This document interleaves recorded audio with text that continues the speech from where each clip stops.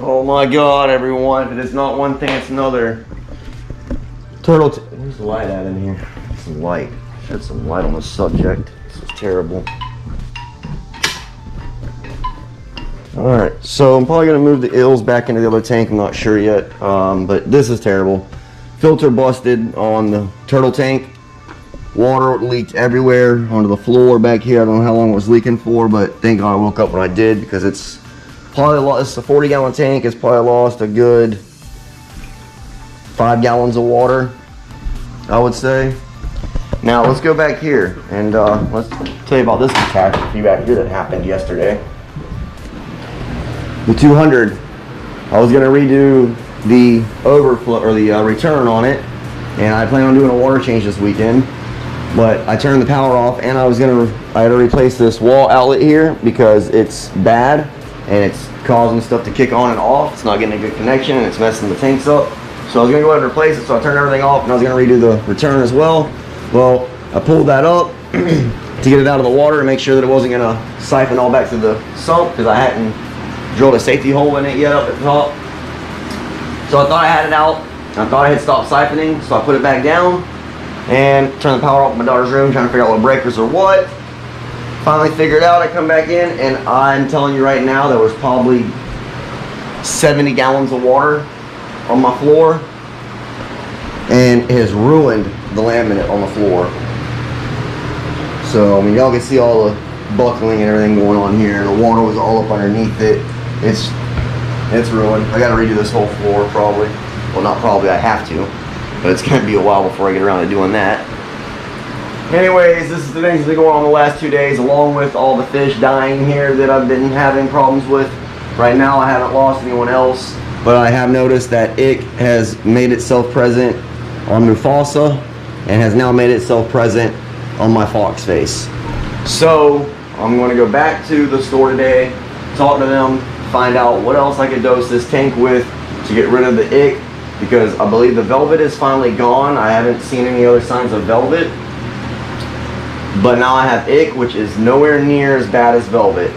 So I'm hoping maybe I could just use the ick cure that I have in here, and it won't harm anything I have other than maybe some inverts like the snails and hermit crabs, which I'm not worried about that at all. As long as it doesn't harm the lionfish or the angler fish, I'm good with that. So y'all stick around. Don't forget the subscribe button to keep up to date with all these tragedies and catastrophes and everything else that's going on. On the plus side, positive note, oh, no, I can't, it's not plugged in. I got to fix the wall outlet. The little baby seahorse is still kicking butt. Everyone in the 55 is doing great as well. I've got to get that wall outlet changed so I can get these lights and everything turned back on. The filter's still running because I have that plugged into that surge protector over there, so that way I don't lose any power to the filters. And then last night we had Prince molt. You can see his molt there. He is now growing a lot bigger. He's under his rock, and he's doing awesome. So y'all stick around, and we'll be back. Bless you. All right, everyone. So the ills are still doing okay. They haven't eaten yet. Well, I know Gucci's eaten. He ate last night because there's a piece of shrimp missing. So I know he ate, but Beetlejuice hasn't eaten yet. And we've got the turtle tank about drained, and it's about where I'm going to leave it. Now we've got to get it filled up. And I'm going to dump some prime in there. And we got the hose hooked up here. We'll get her filled up in a second. And hopefully no more leaks. I've got the filter testing out here. We'll take a look at that and make sure everything's all right. Took a little 10-gallon tank, hooked it up, I cleaned it all out and everything. Put some prime in this water so that way there wasn't no chlorine in it, and we don't have any leaks. Everything's looking good, so we'll get her hooked back up and get the turtle tank going back again. So stick around. Alright, everyone, so the ills are still doing okay. They haven't eaten yet. Well, I know Gucci's eaten. He ate last night because there's a piece of shrimp missing. So I know he ate, but Beetlejuice hasn't eaten yet. And we've got the turtle tank about drained, and it's about where I'm going to leave it. Now we've got to get it filled up. And I'm going to dump some prime in there. And we got the hose hooked up here. We'll get her filled up in a second. And hopefully no more leaks. I've got the filter testing out here. we'll take a look at that and make sure everything's all right. Just took a little 10-gallon tank, hooked it up, I cleaned it all out and everything.